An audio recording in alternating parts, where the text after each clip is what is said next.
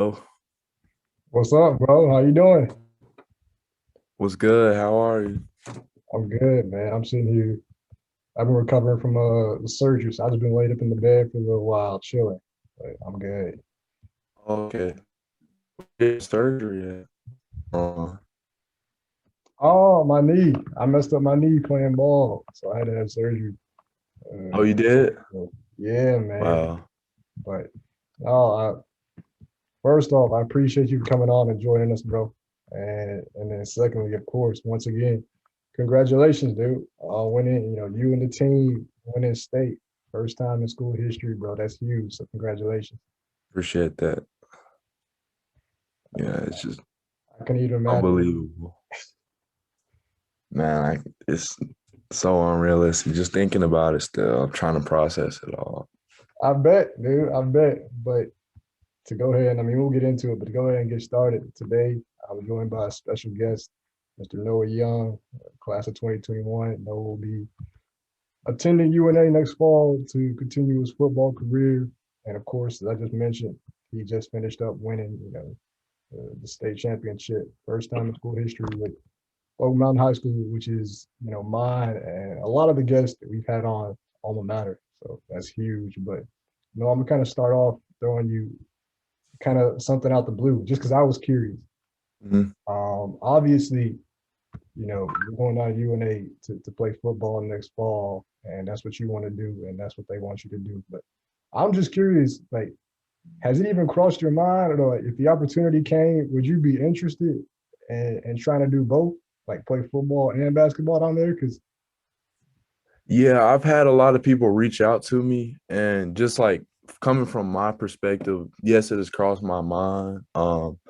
If I would have started at the beginning of this year and not known like what's going on, I would have been telling you that I would have been playing only college football right now. But right now, it's just basically I just have a lot of time to think. yeah, And recently, it's been basketball, obviously, because we just had a really good season and everything's going hot right now. But I'm not 100% sure what I want to do. I know I'm playing football, but I can't guarantee you that I'm playing basketball. It's a lot in the depth you have to get in thinking because it's a big commitment to play yeah, both sports.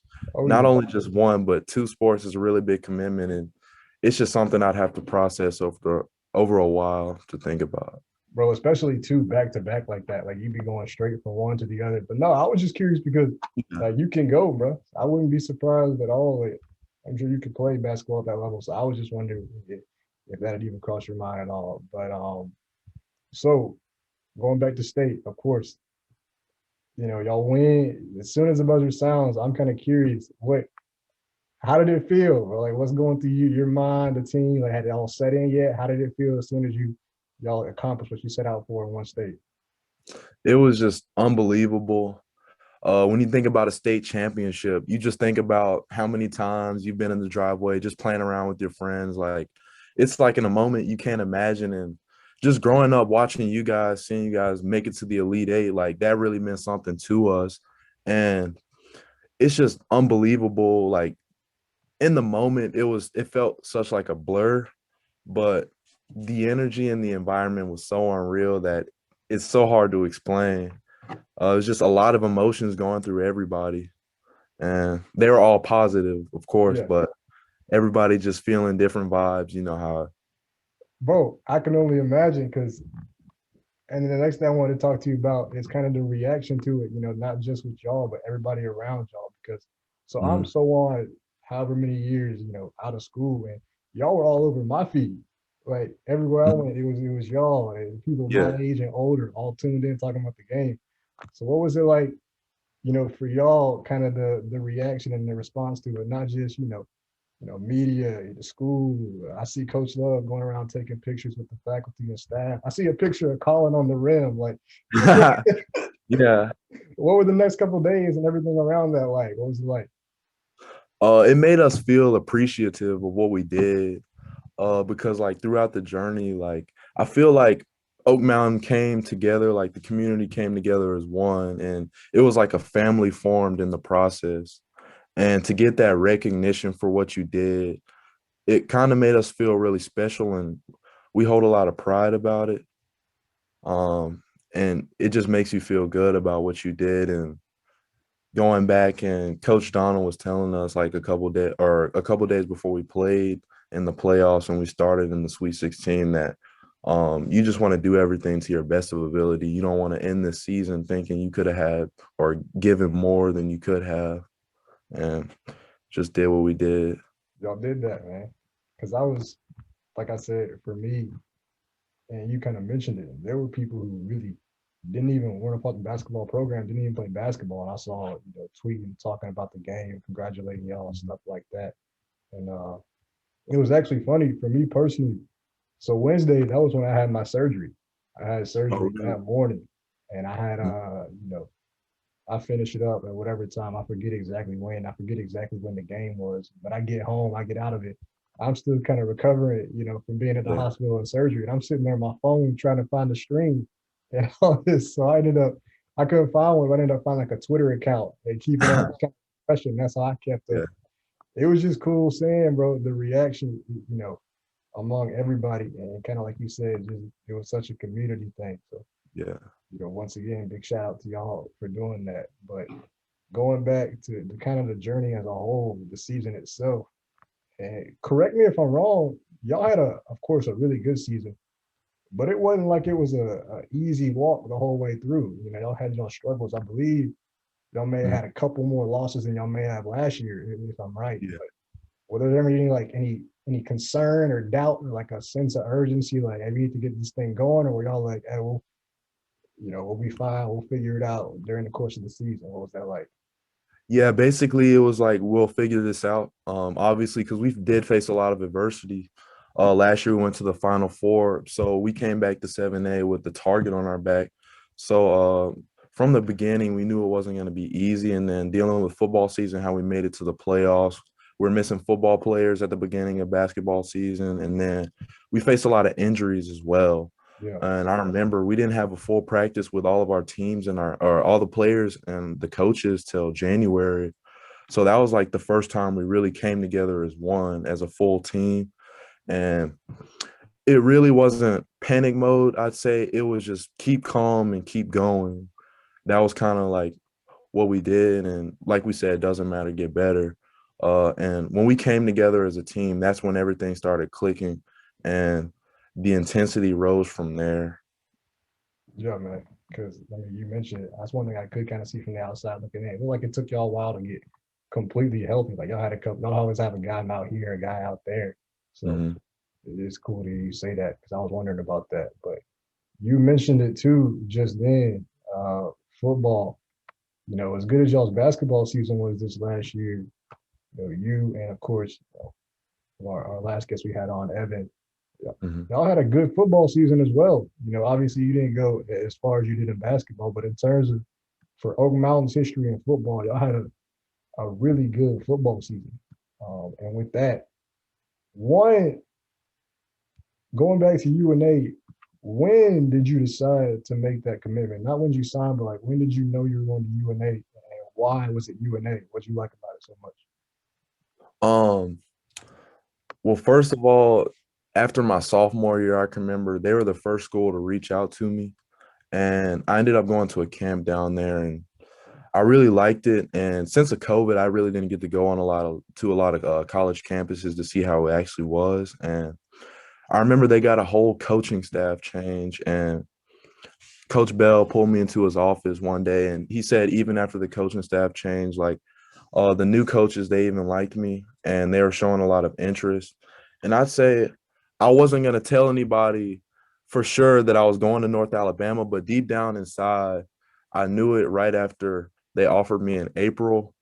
It was something about the college itself that I really had a great amount of care and love for, and just watching their team play and getting to see everything going down in Florence really kind of sparked it. Okay, because yeah, I've been up there a couple times. And it's a neat little town, man. It's like I said, it's a good school. They're still making that transition. Obviously they're D1, but they're still kind of Mhm. transitioning into officially all the D1 stuff. So it's a tough school, but of course, like I said, you had a good senior season this last fall. But what's something you want to key in on in terms of your game and you want to get better at before you even get on the field next fall in North Alabama? What's something you want to work on until then? Well, lately I've been working. I'm getting stronger, and as far as becoming a football player, I want to work on getting in and out of my breaks. You know, becoming a fluent route runner. Because when you get to the next level, you've got to be able to run routes the right way, and I want to be able to take that game take that to another level when it comes to playing wide receiver. Okay. Now, when do you? I was just curious. When do you get down there? Like, when do they? Is it sometime this summer?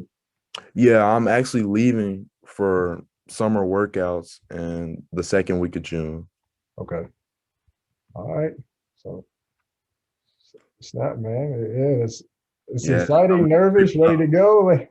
yeah. It's a lot of mixed emotions, because I'm a senior. I'm not ready to graduate, but I am ready to graduate. You know how it Yeah. is. But I'd say I'm ready to get down there. I'm just looking forward to it, working towards it at least. All right. So, what's the like you said, you're a senior. You're finishing up your career at Old Mountain, a good career. But what's one of the most, the coolest experiences or things so far that you can go either one, football or basketball, or just sports in general, have allowed you to experience, up to this point so far in your life? Okay, so in football, I'm gonna say that going to the playoffs was a really neat experience because not a lot of teams get the opportunity to go to the playoffs and bond with their teammates and travel across the state and play other teams. And you're considered like amongst the best teams in the state. And just the competition and the fight and just the environment of the game is completely different and unreal. It's just basically just what you work for. And that was a great opportunity. And for basketball, I'd say the same thing going to the playoffs, but just seeing your teammates in both sports over the years, the way that they mature and just the way that you've come. And once you recognize how far you've come, it just builds something deeper within you guys. And that's what I really noticed as I was a senior.